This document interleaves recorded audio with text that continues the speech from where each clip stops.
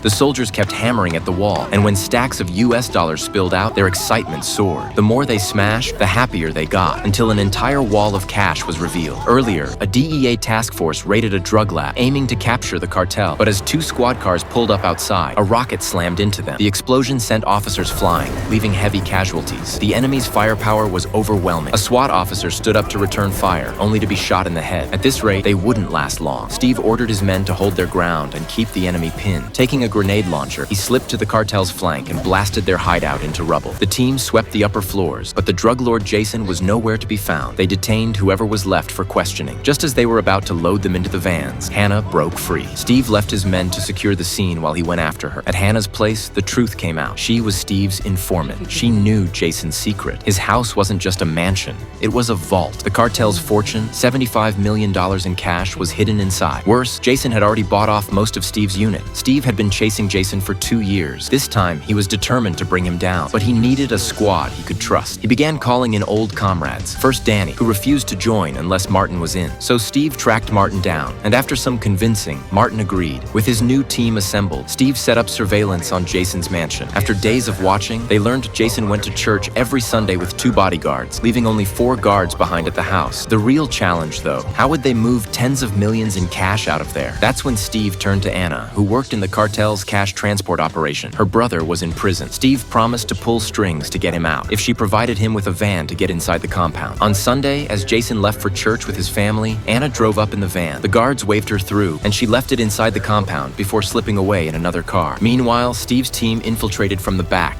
silently taking down guards one by one. Soon, the mansion was theirs, but Jason's room was empty, no cash in sight. Had Anna double-crossed them? Just then, Steve caught a sharp smell of paint. He remembered Anna's words, "The room is the safe." Punching through a wall, he revealed stacks of bills hidden inside. His teammates joined in, tearing the walls apart until a mountain of cash spilled out.